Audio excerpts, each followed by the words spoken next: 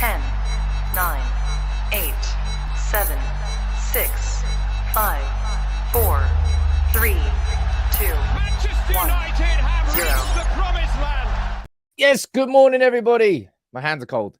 It's Monday, the 30th of January. Probably should have looked at the date. It's Monday. It's been a busy weekend. I say this every single show, but just United, constant game. Look, it's the same as quite a few teams, I suppose. It's a busy schedule at the moment. We played Reading at the weekend, got past Forest during the week. Now we're talking about Christian Eriksen. Now we're talking about an injury after, Andy Carroll. It has to be one of the most, what an absolute genuine thug. Really, could have got sent off twice. But good morning to everybody in the community, on YouTube, on Facebook. I'll go down. I'll give you a few shout outs to see who's watching in the comments. And no doubt it's going to be a busy show. But we do have that fear now about this Christian Eriksen potential injury. I'll run through everything from the Reading game, all the post-match comments from Ten Hag, all the post-match comments from Casemiro, and the interview. We'll speak about the last 2 days of the transfer window. I didn't think we're going to make any new signings. I still, unfortunately, don't think we're going to be making any new signings because we need to speak about the Christian Eriksen injury, what the latest updates on that are, what that could mean, who we could bring in. And then we got to speak about the game that's coming up on Wednesday against Nottingham Forest and the next game that's coming up against Crystal Palace on Saturday. And then on top of that, there's a million other stories. This is why I switched the start time to 10 a.m. every morning. I've been here for about an hour and a half trying to get this prepared. I'm not sure I still have because there's so many different talking points. But good morning to all of you. Now that I've got my little rant out of the way in the first 2 minutes of the show. Who's down here in the comments? Jay, Kieran, I can see you there. Natasha, good morning to you. Sheriff, Michael Parsons, as always. We've got Jonesy, Richard, Ant, Josh, T, Gungshi, Sam. Good morning to all of you. Sigmund, I can see you there as well. Paula, we've got Julie, Freddie. Who's on Facebook? We have got John Mort. We've got Sati. We've got Debbie. We've got Anderson, Ibrahim. Good morning to all of you. Whew. It's going to be a busy show. So make sure you get involved in the comments. I'm going to waste absolutely no time in diving straight into it because there really are so many things we need to talk about. I can't waffle. I like to waffle a little bit sometimes. Can't this morning. Jack, good morning to you, buddy. Let me know where you're watching from. But let's focus on the positives, right? Before we dive into the full story around Christian Eriksen, let's have a little conversation about that game against Reading. It was a game where Ten Hag, let's be completely honest, not too much of a surprise to see Ten Hag going as full strength as he did. It kind of was a little bit. I was expecting some rotation. As always, I expect Christian Eriksen to be rested. And as always, Christian Eriksen starts. Well, we know what happened after that. But Man United against Reading in the first half, we had the total run of the game, but we didn't take advantage of it, did we? But we came out in that second half absolutely firing. We came out of that second half firing, and we looked great. And Casemiro, yes, I'm going to be speaking about Casemiro in some depth a little bit later in the show. And I'll be completely honest, I think I'm going to do a video on Casemiro at lunchtime today. I absolutely love Lisandro Martinez. He was my first man crush this season. I think he was, he still is, but it feels like Casemiro, it kind of feels like we're building around him. And that's why I need to speak about him in a little bit more depth. James, let me know where you're watching from, buddy. And thank you very much for joining in. There's a couple of new members joining this morning. Yes, Jack and James now. But yeah, what this bloke is continuing to do at Manchester United, it's just a game-by-game basis thing now, isn't it? I think I said it in my post-match reaction. I said it feels like the minimum level of performance we can expect from Manchester United has been raised.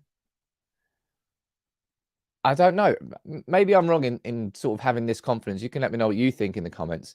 But it doesn't feel that we're going to see another Brighton or Brentford performance between now and the end of the season. Hey, look, there might be games where United lose. Of course, there will be games where United lose. But it doesn't feel like we're going to be watching that level of performance, because it doesn't feel like these players can, well, they know they can't get away with it anymore. That's what I mean about that minimum level of performance. But just take a look at the stats around Manchester United right now, certainly at Old Trafford. Fantastic. Manchester United's record at Old Trafford this season, look at that. 14 wins, 1 draw, and 2 losses. And you'll remember, of course, when those 2 losses came against Brighton and Real Sociedad earlier in the season. Man United haven't lost at Old Trafford since September. That really is sort of fortress territory. Now, I want to see that built across the course of a whole season. But inside that, we've beaten Spurs, we've beaten City, we've beaten Arsenal, and we've beaten Liverpool. We've dispatched the big teams at Old Trafford. And that, as I said, that last defeat at Old Trafford came in September. That really is just a testament to just how good Erik Ten Hag has got this team playing, and the confidence that, remember, under Ole Gunnar Solskjaer, Old Trafford was kind of the opposite. I think we went an entire season under Solskjaer unbeaten away from home. Our record away was just amazing. That was at the time, well, I think that was the same season where Man United, we kept conceding first. It's just every single game we were conceding first. But then we'd always come from behind and we'd always get good results from it. Had a lot of late equalisers, a lot of late goals. And it's just, it's strange, isn't it? But it seems like Old Trafford finally is becoming a place where this team actually wants to play. And this team feels confident they can actually play. That's a big, big difference. Mate, look at that. Good morning to you. A couple of the absolute godfathers of the channel, Alex and Gungshi, both gifting 5 memberships. Cheers, dudes.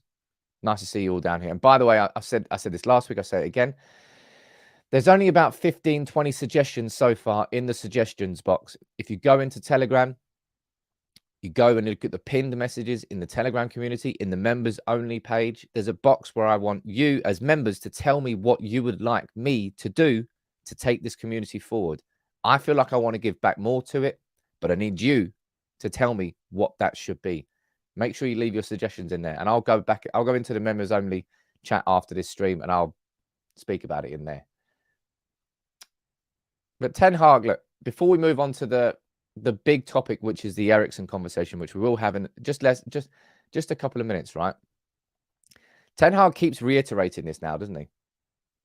My aim is to win titles. He said it since day one. My aim is to win trophies. He's said that since day one.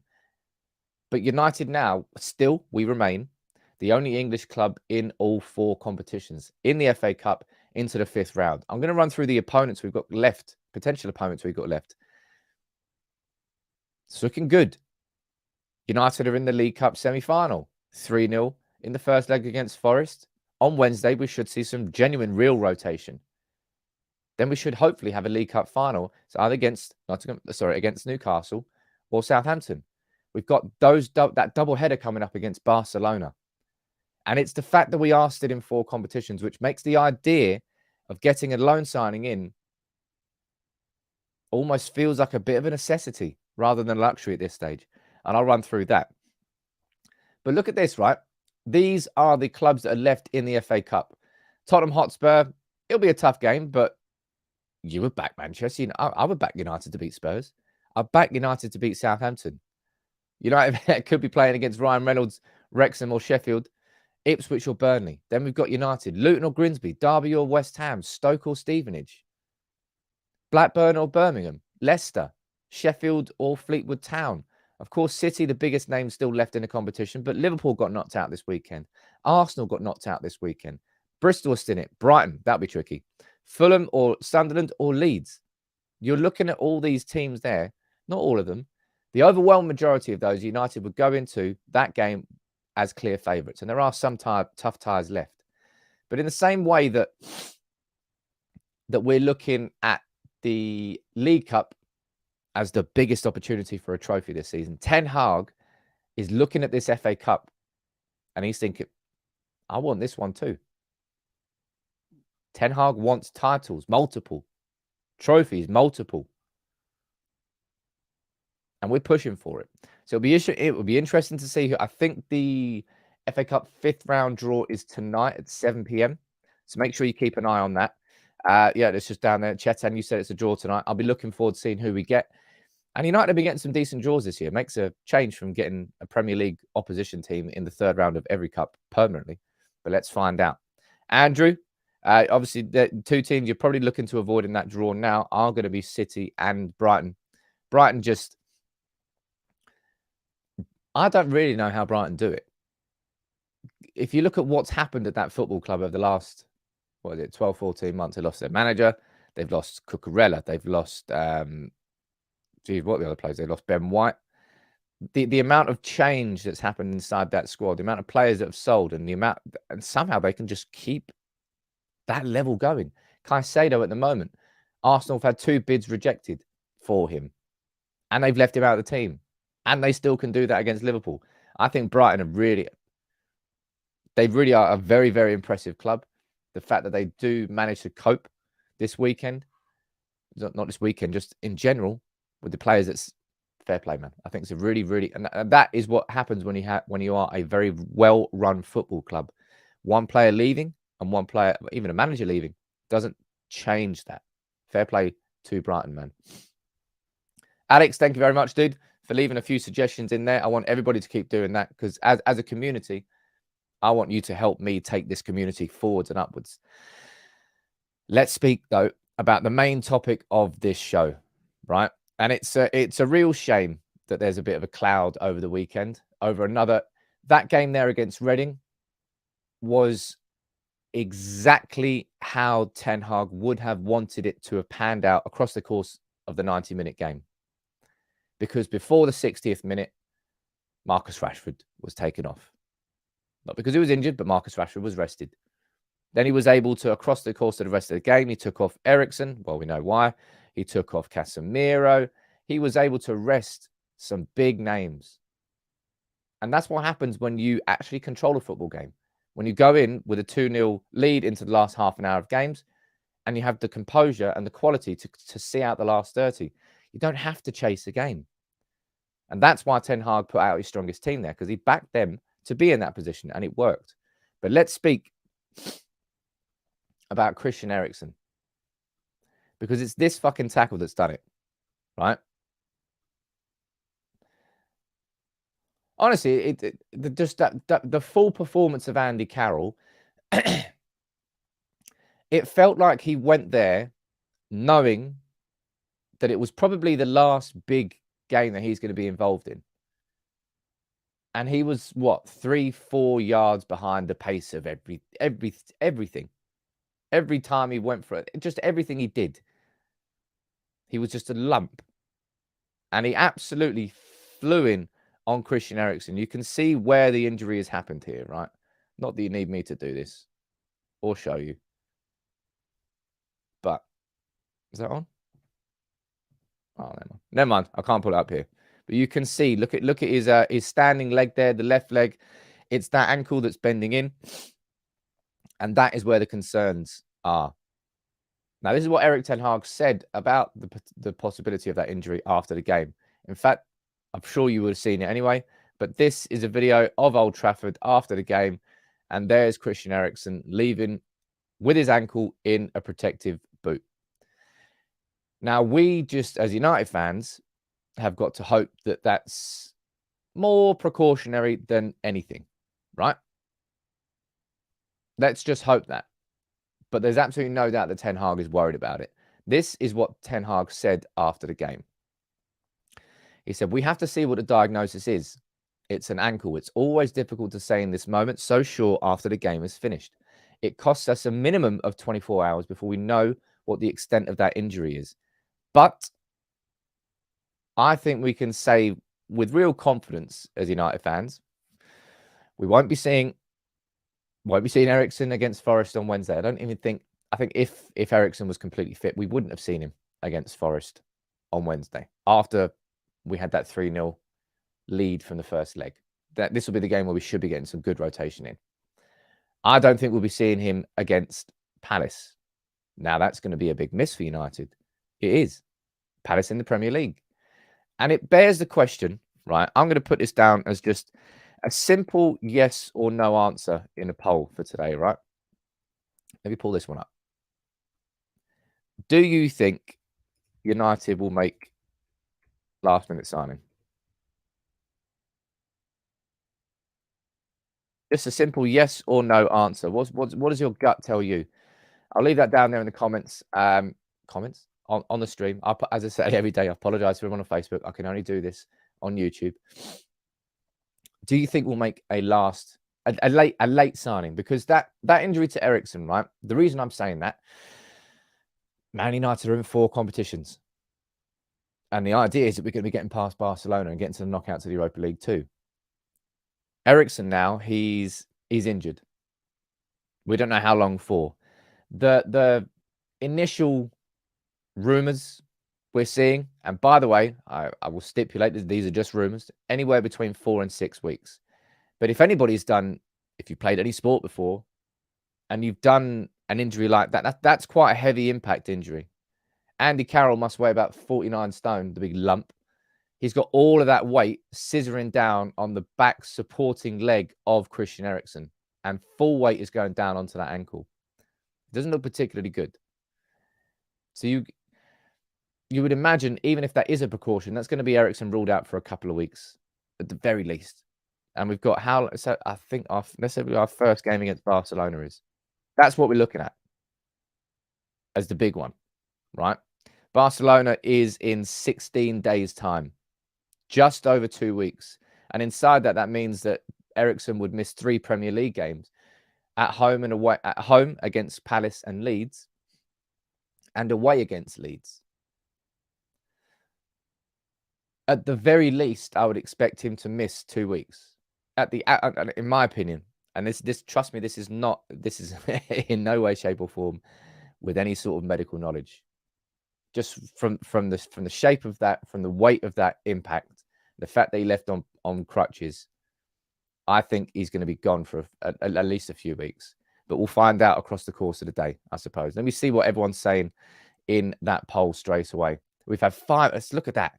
In 2 minutes, nearly 600 votes. Big up, man. I love how engaged all of you are. 55% of you are saying no, currently, with 45% of you saying yes.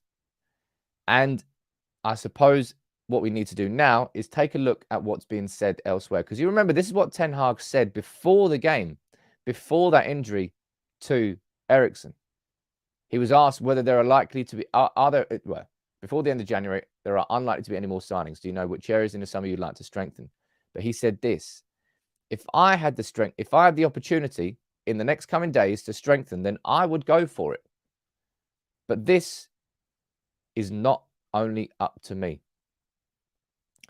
Erik Ten Hag would love to be making more signings in January. He said it there. If it was up to me, I'd go out and make them. He doesn't want to have to wait until the summer. He would much prefer to accelerate that and bring someone in.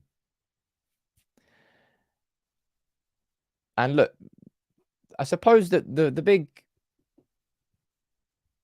thing here about Christian Eriksen, about that injury, is this. The Glazers, we know full well, have restricted Ten Hag to loan deals only in January from a financial perspective. We have no cash left in the bank. And the Glazers are not willing to put any more money in. It's not going to be any of their money. Remember this, first and foremost. But I don't know whether we've got the facilities to actually do those signings when it comes to, have we got the overdraft, X, Y, Z? We don't know that. But for quite a lot of you down in the comments here, I know this, right? You're all correct in saying this too. Champions League football this year is worth probably more to Manchester United than just your average season of getting back into the Champions League, because we're about to get new owners. And the Glazers know that. And the Glazers know that making sure this United team gets into the Champions League next season, it's going to add some zeros, maybe not some zeros, but add some money onto the value of Manchester United. So that, if we're trying to, I suppose, be optimistic as United fans and think, you know what, maybe we will do a late signing, then that's probably the reason it could or would happen, because we need to get into the Champions League. It's competitive as hell. It really, really is. Yulin, you let me know where you're watching from, dude. I'll try and give you a shout out. Let me read a few of your comments out down here. Kieran, yeah, we are. We've got no money. We've got no fans.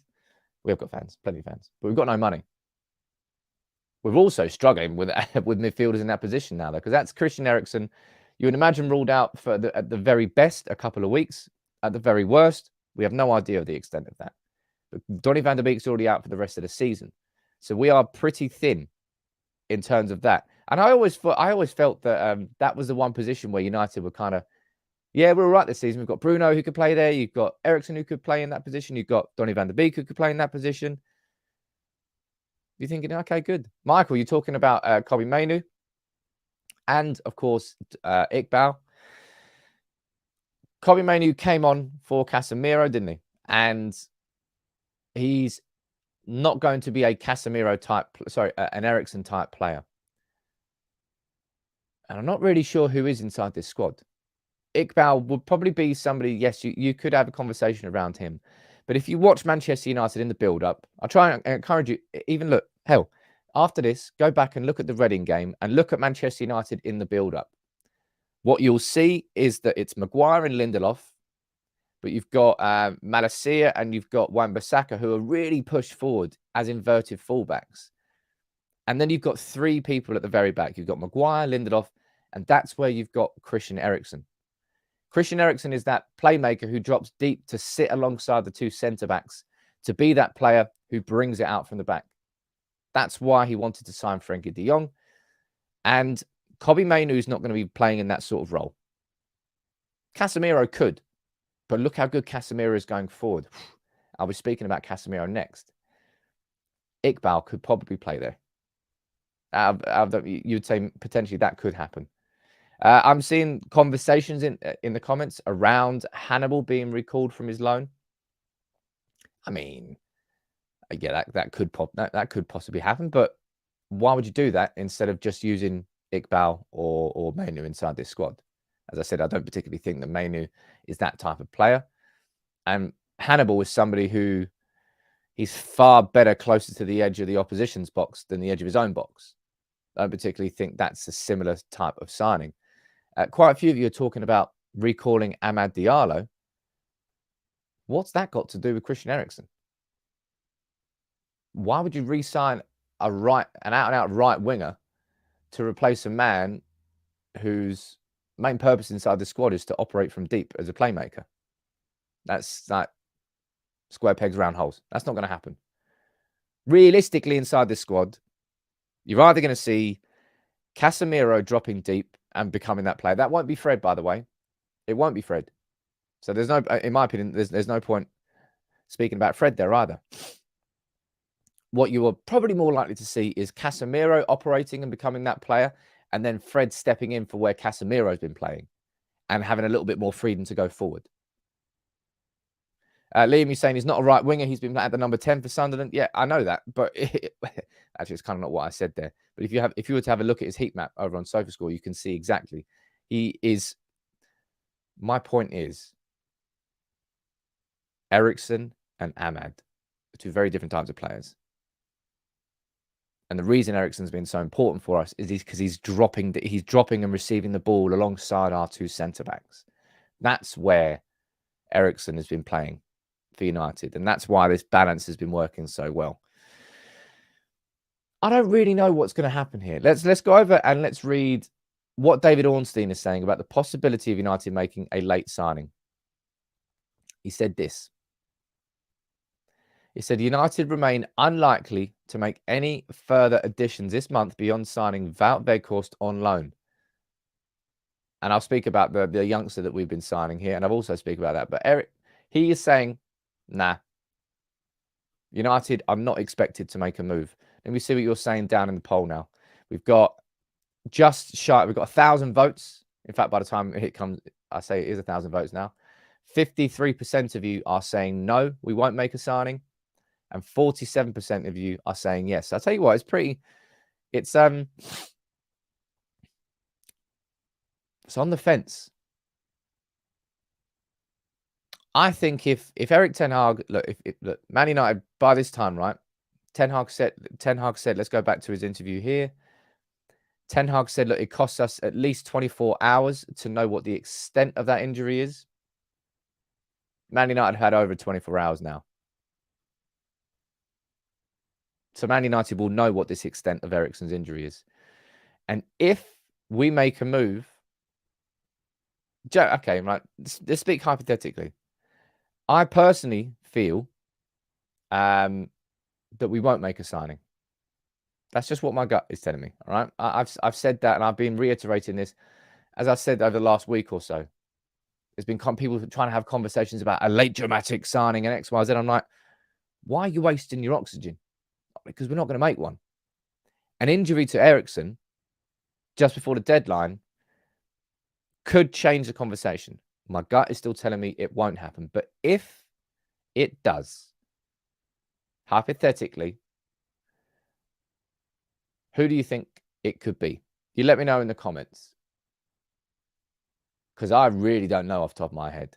I really, really don't know. I know full well that this man is going to be a name that pops up pretty much straight away down in the comments.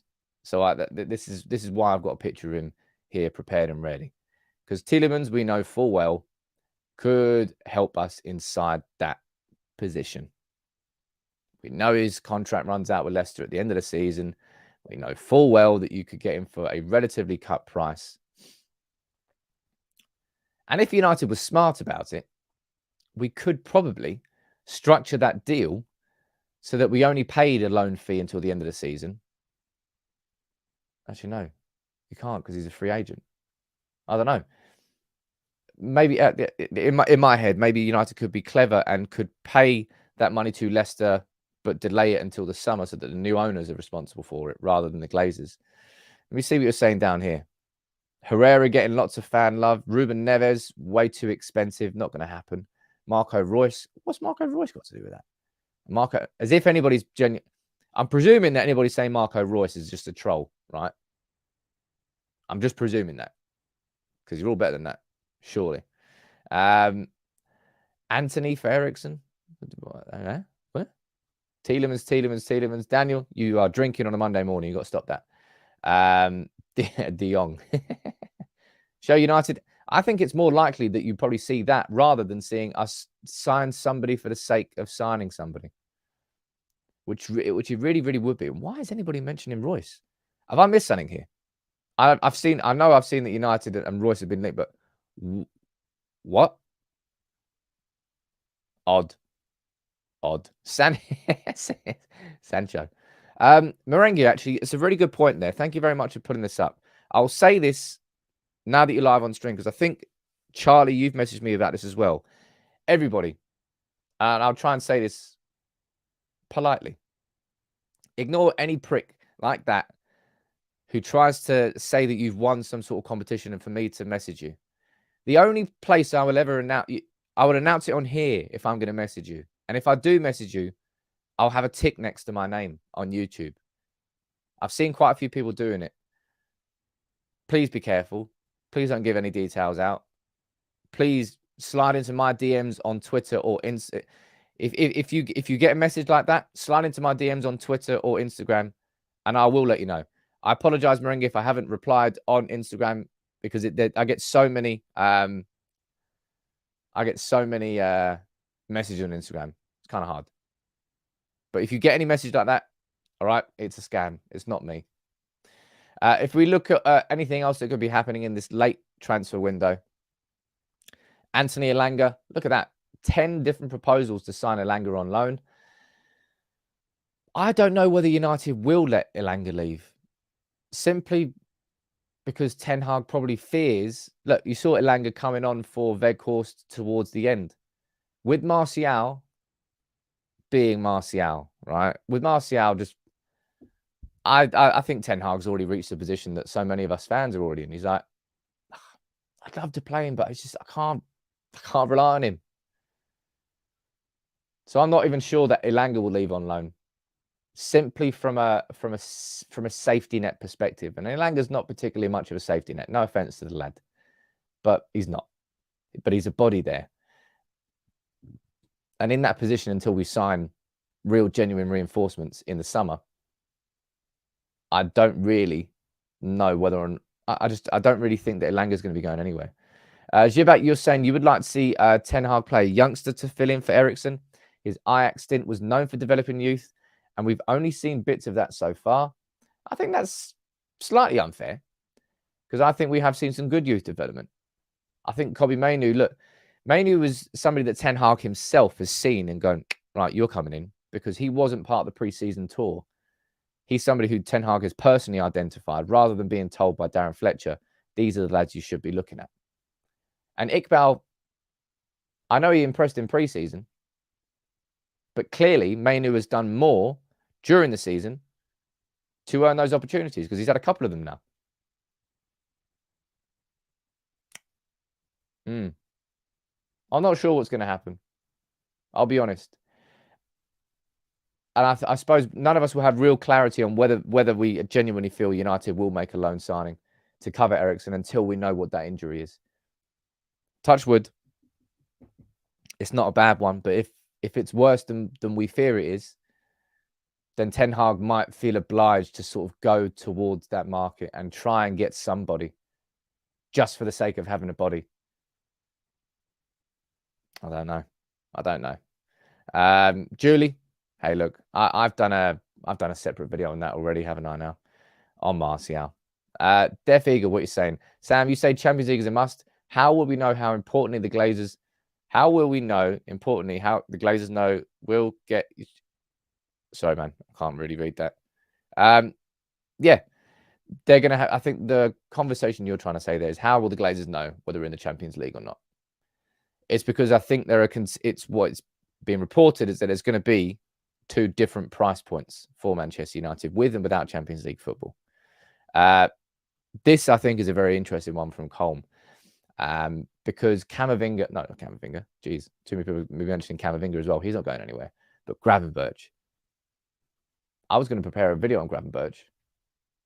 Ruined it now. You haven't ruined it, but he's hardly been playing at Bayern Munich since he joined. And I very much expect United to... I can see us really making a move for him. I really, really can, because it's not exactly gone how he would have wanted after joining them in the summer. Somebody who's not leaving in January is Victor Lindelof. I think Inter Milan came in for him because Skriniar is going to be going to PSG now, I think at the end of the season. Man United have said no for Lindelof. And I don't personally feel that Lindelof should be leaving. I think Lindelof is a decent enough centre-back.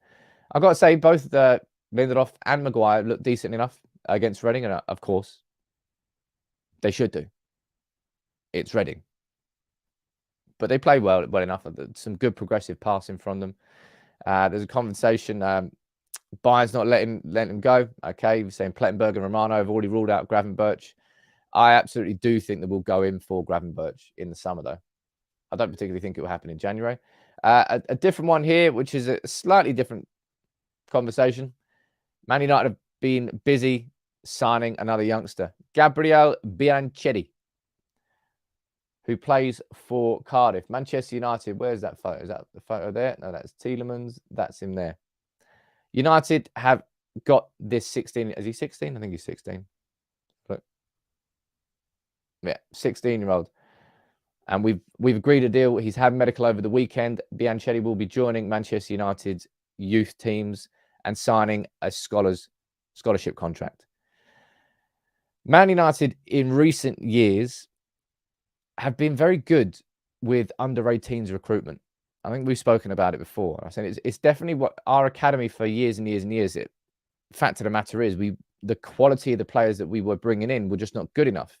From the local perspective, Manchester City ended up sweeping because they had the new facilities. They were dominating in the Premier League. Youngsters were going to City instead of United. And that's one thing that John Murtough did absolutely help with and get right, was the restructuring of our academy sides. And I think if you're looking at Hannibal was one that was brought in. Alejandro Garnacho was one that was brought in. You're looking now at Bianchetti, who's going to hopefully come through. You've got Willy Camboila, who I think was signed from Marseille. Was it Marseille? Somewhere out in France. We have been getting far better at under-18s recruitments. And that's probably why you're seeing these good prospects coming through towards the first team. So I'll be interested. Yeah, look, Gerardo, Alvaro Fernandez, 2 more names there. Let's see how this lad gets on. It's not a major story, but it's an interesting talking point. You know what is a major story, right? We speak about how we're going to be missing Christian Eriksen. But my word, how good is Casemiro? Just keeps it. The measure of a successful defensive midfielder will never be whether or not he scores goals and assists, right? But Casemiro, as has been proven now, is not just a defensive midfielder at all. I think it's just I know where my expectations were of Casemiro before he came in. You know, obviously I knew he was going to be an elite midfielder. I knew he was going to be an elite screening player, sat in front of the back four, protecting them, releasing the ball to other people. But I cannot believe how much better he is than I thought he was. And I already thought he was great. But I think what we're quickly learning now at Manchester United with Casemiro is he was playing within himself at Real Madrid because they had Kroos and Modric, because he's got such an incredible level of discipline. It effectively looks like he sort of contained himself at Real Madrid, like he was in a bit of a straitjacket in certain aspects, and certainly in the progressive aspects of his game, because he now has got 9 goals or assists, 9 direct goal contributions this season, which I think is double or triple what he got last season at Real Madrid. Fred, you're saying that he's loving the challenge, and he's speaking about this as well. He's speaking about it quite a lot. He said this. He goes, in our lives, we have to have goals and challenges. It was a challenge for me to keep on growing and developing in my career. The job is on, with a lot of humility by knowing there's a lot to improve, but all the players need to be congratulated now. And I personally think I'm going to be doing I'm going to do a video on this lunchtime. This interview that that Casemiro gave, after the game was just, mate, it was fantastic. He said, "Look, I'm very comfortable at United, extremely happy to be here and enjoying every moment like a 15-year-old kid. But the most important is to see the team growing." And that goal in itself, just everything about that performance from Casemiro, man. It's getting towards Souness's take on Casemiro being worse than Carragher's take on Martinez. Speaking of which, where is it? Let me embarrass this git again. I love doing this. Enjoy the next minute of your life. You're getting a steady Eddie. He plays where I used to play, and obviously I'm going to talk up that position. I think there's a lot of work that maybe the untrained eye doesn't see, filling spaces, preventing passes into his 2 central defenders behind him. But I don't think he was playing with great players. He's not a great player. He's never been a great player. I see him as being a steady Eddie who will help United be more solid in the midfield. I don't think he's got any great range of passing. I don't think he's going to make other people play. The Real Madrid team, that midfield especially, that was full of footballing types. I see him as being a steady Eddie, and that's a steady Eddie. 70 million plus for a steady Eddie. Well, I come back. He's 30 years old, and it's 70 million. You know, it's 60 with add-ons going to 70. Too much money. It's Man United all over again. Man United will pay a premium for players. It's Man United, and it's the Premier League, and people know it's a wash with money. But I don't see him making them any better when they have the ball. Oh, wow. I honestly didn't know how much use I would get out of making those videos. I make those videos, I enjoy doing them, but I didn't realize how they're going to be timeless videos. What an absolute idiot. But yeah, Casemiro is becoming, I suppose the literal centerpiece of this new team is there in central midfield. He's there helping those defenders. He's helping bring the ball forward, and he's there on mate. Both goals against Reading. That first goal, the pass from Antony, outrageous. And I'm going to speak about Antony in just a second. And the finish, but the second goal, yeah, it took a little bit of a deflection, but still, my word, man, Ricky, I was wetting myself when I was doing that. I was cracking up. Get Souness on the show. Absolutely. Actually, no, I would. I'd get them on, and I'd love to, as if they're going to do that. As if they're going to do that. Jova, all I can say is thank you very much. That's all I can say. But speaking about that game against Reading, as I said, mate, there are still so many talking points for today. Really, really are. But this is what Casemiro said after the game. This is what a good leader will do. You can take credit, you can take plaudits, but you have to remember that there are other people around you and as well. And that's something that Casemiro made clear. He goes, on my first goal, Antony's pass was incredible. I know that people focus on who scored, but I want to give him a little bit of love as the pass was magical. He is an important player for us. And I think you probably saw Antony's best overall team performance in a United shirt. He scored a belter away at City. Was it Charlton? He scored another belter. He's had goals. But I think in these last... And the really good thing about that game against Reading, in my opinion, it's sort of... it built on some positives we saw against Forest. And I think he's built on those in that game against Reading. Currently, Antony's on a good trajectory. I think he probably starts against Forest again because I think the momentum for him is really, really important at this moment in time. So I think there will be quite a lot of changes, but I think he'll stay in the starting 11. Really, that assist, that's a moment of sheer quality. That's not a bit of trickery. That's not like a flick or a bit of flair. I think he took 3 defenders out of the game. Perfectly weighted pass. And this is why I've been... By the way, doesn't really matter how good he played there. I think it was a little bit unfair to give that man of the match to Antony than Casemiro. But I tell you what, that man of the match trophy there will have more of a positive mental impact on Antony than it would have on Casemiro. Hey, Casemiro's way. He's won 5 Champions League guys. Come on. He doesn't need a man of the match there. So hopefully that will just be another little step in the right direction mentally for Antony. Some people have been writing him off. Some people, of course, they were. There's so many people that have been. But Erik Ten Hag, as manager, will be backing Antony. And I think what you're seeing in these last couple of games, ever since that tweet that Antony sent out saying that he was seeking to evolve, where Ten Hag came out in the post-match press conference and said straight up, you've got to be more direct. He's got to be impacting the games more. In my opinion, these last 3 games, that is exactly what Antony has done. He hasn't been repeating his mistakes. It's small steps. We still want more, but it's absolutely steps in the right direction. I'm looking forward to seeing how it continues. And yeah, someone is mentioning it down there. I think this is a photo here. There's Fred, and there's all 3 of them. Brazilian, baby. Fred, Casemiro, Antony. Who else are we bringing? Bringing Vinicius Jr. That'd be nice. Wouldn't mind Rodrigo either. Yeah, bring them all in. Bring them all in. But look,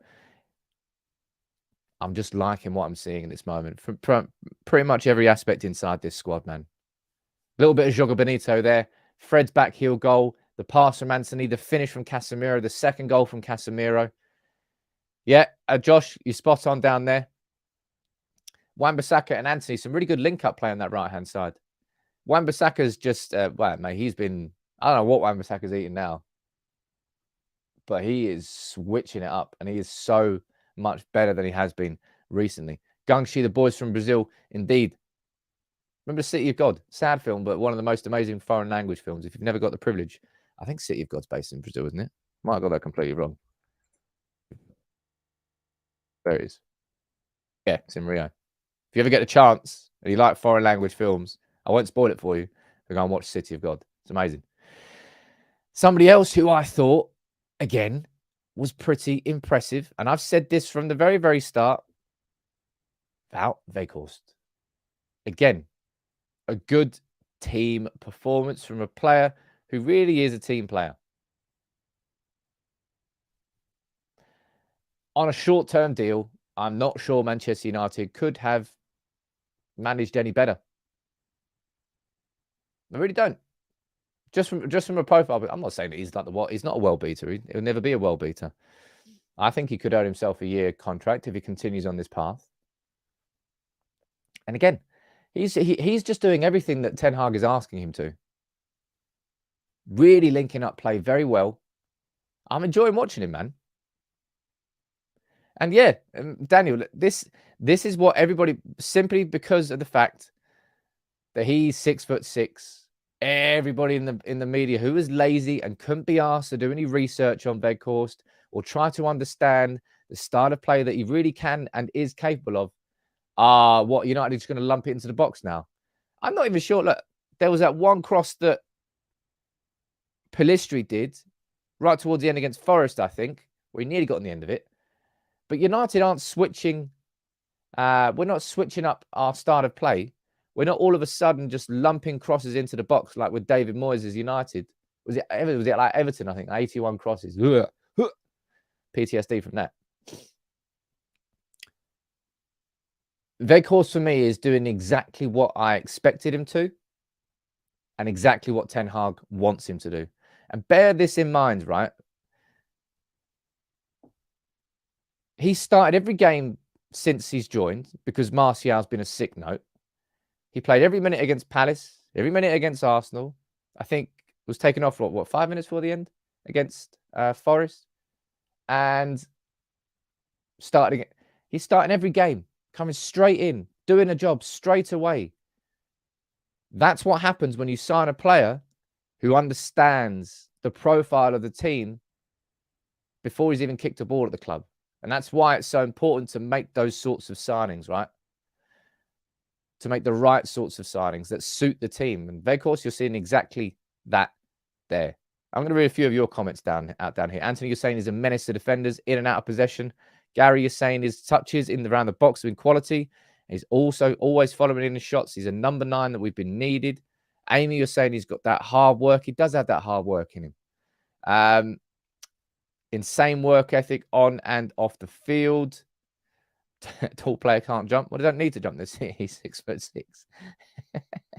I think more goals are coming from him, man. I really, really do. I can see now that we've got, just under 2,500 of you watching. And we've got 500 likes. So if there's 2,000 of you here, and I'm sure there'll be plenty of you that have just joined in, welcome to United People's TV. I'm Sam. I'm here Monday to Friday, live at 10 a.m., bringing you all the latest United news. We had a big old conversation about Christian Eriksen and his injury and the idea of maybe signing Tielemans or someone else. We've spoken about Casemiro. We're now speaking about Weghorst. We've spoken about Antony. We've still got a couple more talking points. But if you can, drop a like on the video and let me see how many people have voted on it now. We've got 2,000 votes on the poll. That's probably one of the biggest polls we've had so far, I think. And 51% of you think we are not going to make a signing, with 49% of you thinking we will. I tend to agree with the 51%. I don't personally think we're going to be making a signing. But I also think that very much depends on the severity of the Eriksen injury. Because Van der Beek's out for the season. So if Christian Eriksen is out for an extended period of time, will Ten Hag really just be looking towards Zidane? For me, out of all the internal options, Zidane Iqbal would probably be the most likely youth player to step up inside that particular role. Kobbie Mainoo, I know, has been playing more, but he is capable of progressing the ball forwards. I'm not going to say he isn't. But Zidane Iqbal is more, the profile of Iqbal suits Eriksen more than Mainoo does. That's why I think so anyway. Couple of super chats there. Ray, how you doing, buddy? Haven't seen you in a while. Big up to you. Mate. Big up to you, my friend. Look, yellow. Same colour as Cantona's face.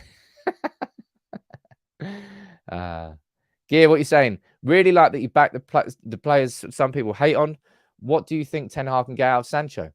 I don't know what Ten Hag can get out of Sancho, man. I really don't. But if we're looking at what Marcus Rashford's done and is doing, if we're looking at Wan-Bissaka for me is the big one.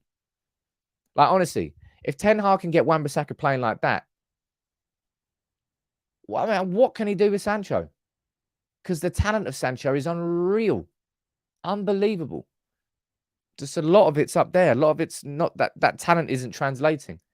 And look, is it players people are hating on? I don't know. It's a default position because it's easier to get people to listen to you when you're slagging people. Because complaining and shouting about it, it's the easiest thing to do. It is. I don't know. I just don't particularly get it. What would I have gained as a United fan if I had earlier this season been slagging Antony off? He's a waste of money. Like, what am I going to gain? What United going to gain from that? Like, fucking nothing. Ten Hag has trusted him to the tune of 100 million. Way overpriced. Double the price it should have been. I know that. You know that. Antony probably knows that.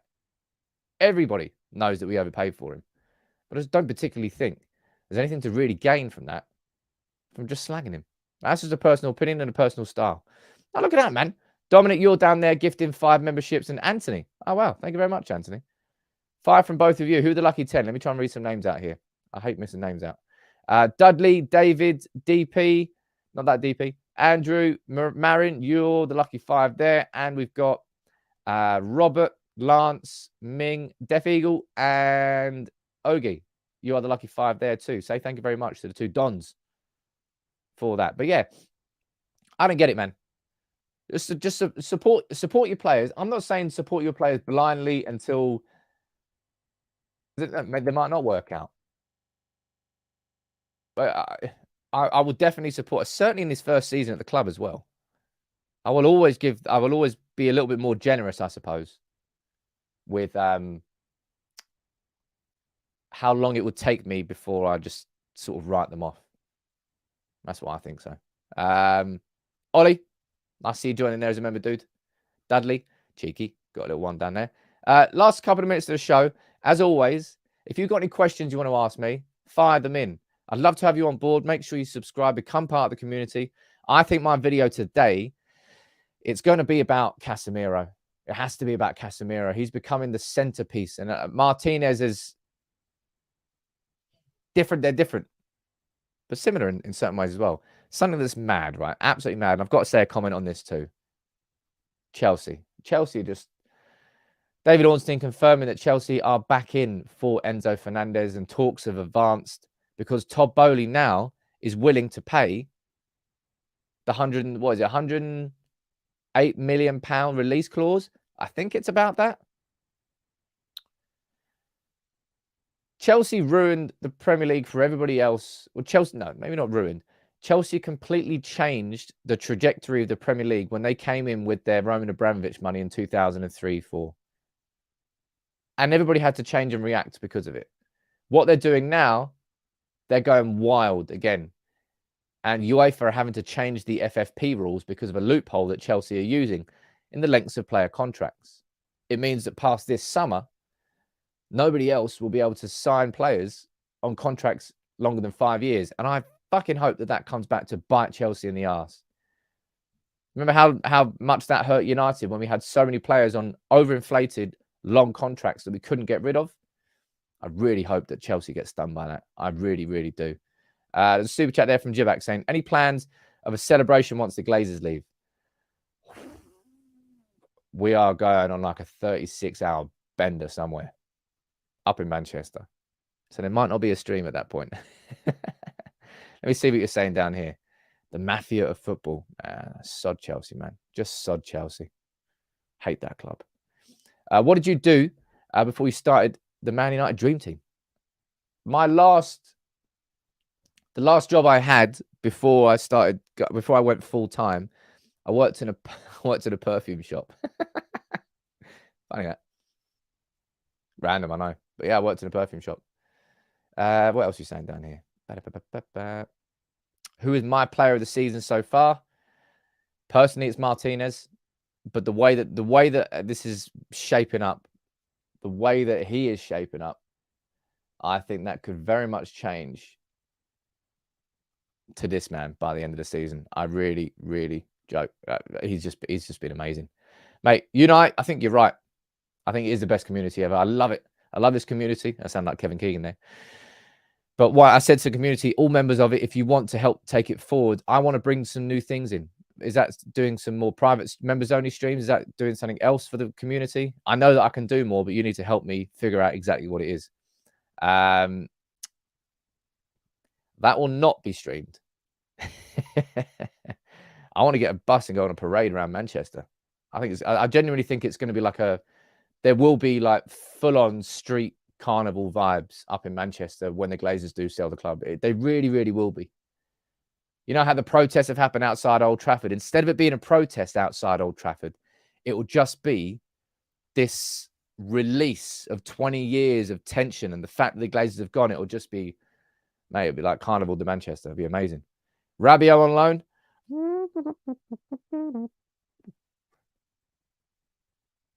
You can't rule it out. You can't rule anything out. And it goes that Rabiot, I would not expect Rabiot to have the same sort of impact on Manchester United's midfield as Weghorst has had on Manchester United's attack. Because I think the profile of it, he just slotted straight in. And it was easy because he knew what he was doing. Rabiot would have to get used to it, learn from it, understand it. I don't think he'd have the same sort of impact. Might be wrong in saying that.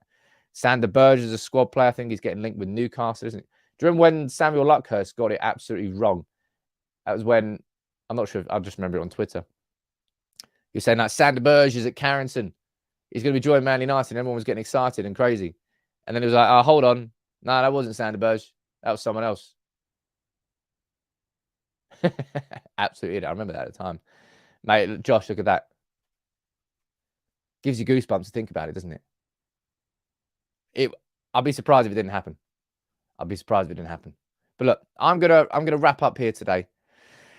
That was an enjoyable live stream. Unfortunately, the main talking point is not particularly enjoyable. We have to wait to find out to see what extent Andy Carroll, that oaf of a man, and the injury that he's caught.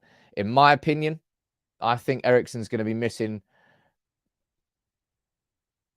I think the next time we'll see Eriksen would be Barcelona away. That's what my gut is telling me. Because if I'm Ten Hag, and even if he's got a slight precautionary injury, I don't think you take that risk with Eriksen. Given what we need to do with the season, I think you would just kind of rest him for the next few games and wait. But let's find out.